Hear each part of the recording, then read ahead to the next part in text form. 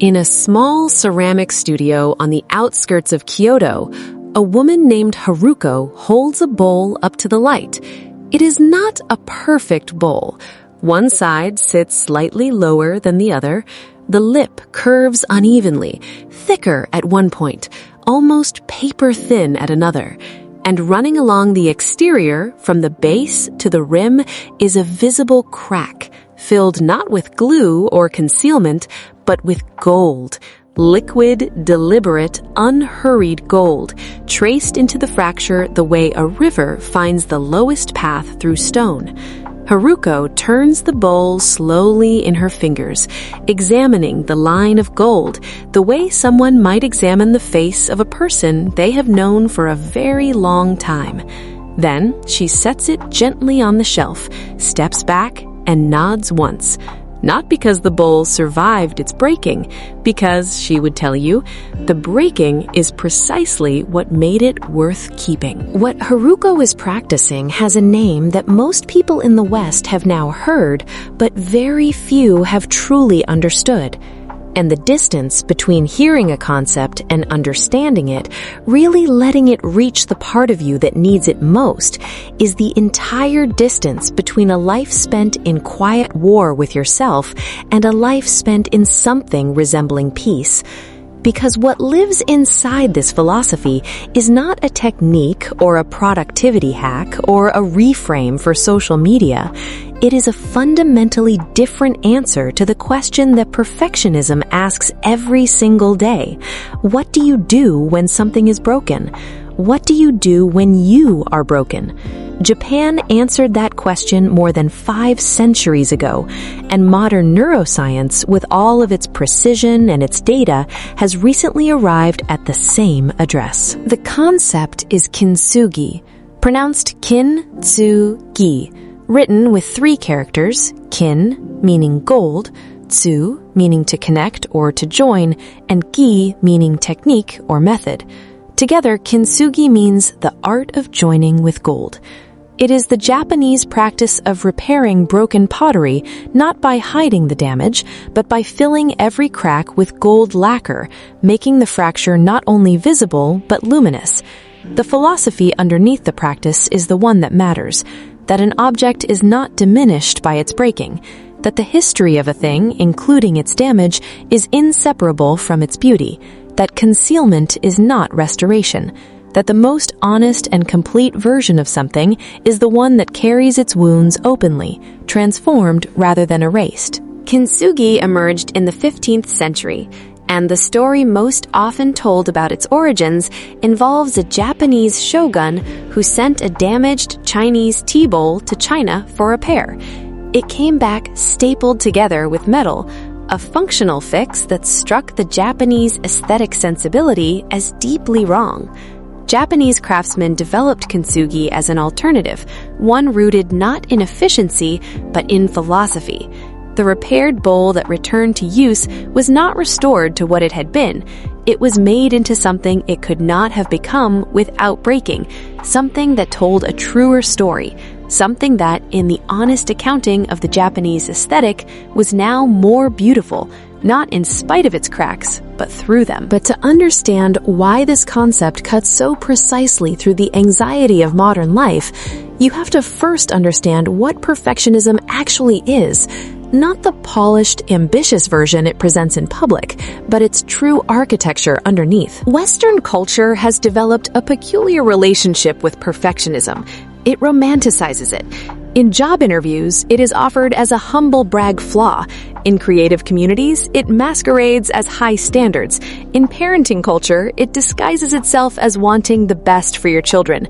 But beneath all of those surfaces, perfectionism is a single, relentless belief that your value is conditional, that you are acceptable if your work is flawless, your body is controlled, your parenting is optimized, your emotions are managed, your trajectory is uninterrupted, and that any crack, any mistake, any failure, any deviation from the standard is not simply a problem to be solved, but evidence of something fundamentally wrong with you as a person. This distinction is critical. Making a mistake is an event. Perfectionism transforms it into a verdict. Research from the University of British Columbia, published in the Psychological Bulletin, one of the most comprehensive meta-analyses of perfectionism ever conducted, examined data across 41 countries and found that perfectionism has risen sharply across generations, increasing by 33% in young people between 1989 and 2016.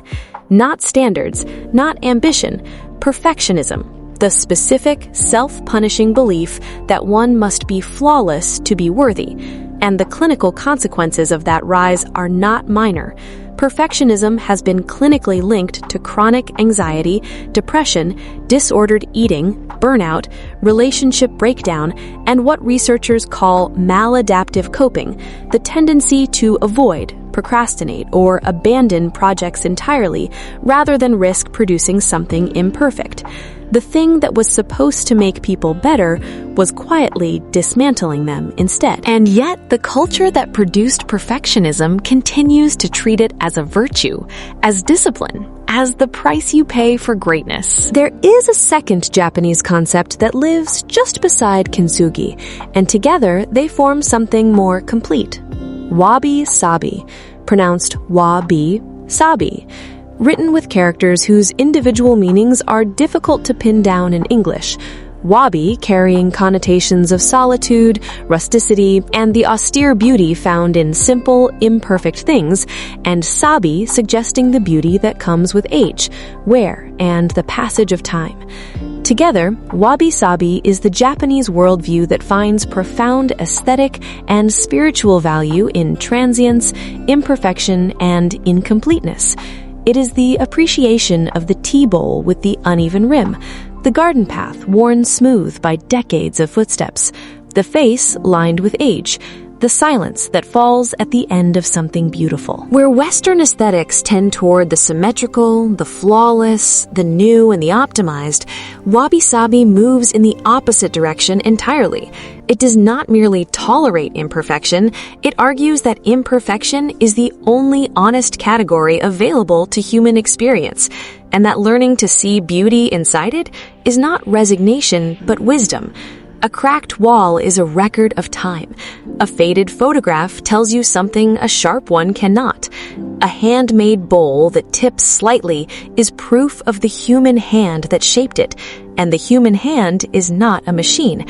And that distinction, to the Japanese aesthetic, is the entire point. When wabi-sabi is applied inward, when it is turned not toward objects, but toward the self, it becomes something extraordinarily difficult and extraordinarily freeing.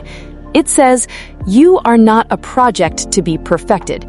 You are a person moving through time, accumulating cracks, and those cracks are not your failures. They are your history. They are the evidence that you showed up, tried, fell, and continued. The goal is not to become unbreakable. The goal is to learn, like Haruko with her gold, to fill the cracks with something that makes them worth seeing. There is a third concept that completes this triad, and it comes from the world of Japanese aesthetics and craft. Shokunin, pronounced Shokunin, written with the character for workmanship or craft, shoku, and the character for person, nin. Together, shokunin means craftsperson, but the word carries a gravity that the English translation cannot hold. A shokunin is not simply someone skilled at their work. A shokunin is someone who has devoted themselves completely to a craft, not in pursuit of perfection, but in pursuit of sincerity. The distinction the Japanese draw is precise. Perfection is a destination that does not exist. Sincerity is a quality of attention you bring to the work you are doing right now, in this moment, with the materials and capacity available to you today. The Shokunin ramen chef who has made the same broth every morning for 30 years is not trying to make a perfect bowl of ramen. He is trying to make an honest one, fully present, fully attentive, wasting nothing. The work does not have to be flawless to be worthy of complete devotion. The devotion itself is the point. This is not a philosophy that produces mediocrity. It produces some of the most refined craftsmanship in the world, but it produces it through a fundamentally different internal orientation, one that releases the craftsperson from the paralysis of perfectionism and frees them instead into the deep absorption of doing the work as well as it can be done today, knowing that tomorrow will offer another chance. Neuroscience has found this orientation, this release from perfectionist self-monitoring, to be measurably and significantly better for both performance and well-being. Researchers at Stanford University, publishing in the Journal of Experimental Psychology, studied the relationship between self-compassion and creative performance across a series of experiments. What they found directly contradicts the perfectionist assumption. Participants who were instructed to treat their mistakes with self-compassion, to acknowledge errors without catastrophizing them, to recognize difficulty as part of the universal human experience rather than as personal failure, consistently outperformed those who responded to mistakes with self-criticism, not slightly, significantly. The self-compassionate participants took more creative risks, recovered faster from failure, and demonstrated greater persistence on difficult tasks. The inner critic, contrary to everything perfectionism promises, was not making the work better, it was making the person smaller. Kintsugi is not a metaphor for settling, it is a metaphor for a more honest kind of excellence, one that includes rather than erases the evidence of struggle. Here is your first tactic, and it begins tonight. Take something you have been avoiding, a project, a conversation, a creative pursuit that you have left untouched because you are not yet ready to do it well enough. Give yourself permission to do it badly. Set a timer for 20 minutes and begin without any standard in place. Write the imperfect first paragraph. Send the imperfect message. Begin the imperfect painting. The instruction is not to produce something bad deliberately. The instruction is to remove the evaluation entirely for 20 minutes and discover what happens when the work is freed from the verdict. What most people find in those 20 minutes is not chaos. They find motion. And motion, even imperfect motion, produces something that no amount of preparation ever could. Actual material to work with. Here is the second practice, and it borrows directly from the tradition of Kintsugi. Think of something in your life that has been broken, a failure, a relationship that ended badly, a version of yourself that did not survive some particular period. Instead of treating it as something to minimize or move past as quickly as possible, ask a different question. What did the breaking teach me that being unbroken never could have? This is not toxic positivity. You are not being asked to say the loss was worth it or that suffering had a silver lining. You are being asked to do the honest work of finding the gold, the specific, real knowledge, resilience, or depth of understanding that only became available to you through the experience of falling apart. Write it down if that helps. Name it. The act of naming it is the act of bringing the gold to the crack. This is not weakness wearing the costume of wisdom. This is the actual thing. The third tactic is perhaps the most quietly radical of the three, and it is rooted in Shokunin. Choose one ordinary task you perform every day, making coffee, cooking a simple meal, walking a familiar route, and for 1 week, bring to it your complete, unhurried attention. Not to do it perfectly, not to optimize it or improve it, simply to be fully present inside it, as a craftsperson is present in their work, treating the ordinary moment as worthy of your entire self. What the Japanese have understood for centuries, and what contemplative researchers at Harvard Medical School have confirmed in studies on mindfulness and daily satisfaction, is that the experience of deep presence during ordinary activity produces levels of reported well-being and meaning that achievements and milestones rarely match. The extraordinary life is not built from extraordinary moments. It is built from ordinary moments met with extraordinary attention. And that, unlike perfection, is always already available. Haruko's golden bowl sits on a shelf in her studio. People who come to buy the smooth, symmetrical pieces sometimes pause in front of it. They reach for it, turn it, run their thumbs along the line of gold. And then they set the perfect bowls down and ask about the cracked one instead. They cannot always say why. Something in them recognizes it. Something in them has been waiting for proof that the broken thing can still be the most beautiful thing in the room. If this video shifted something in the way you see your own imperfections and what they are actually worth, share it with someone who needs to hear it.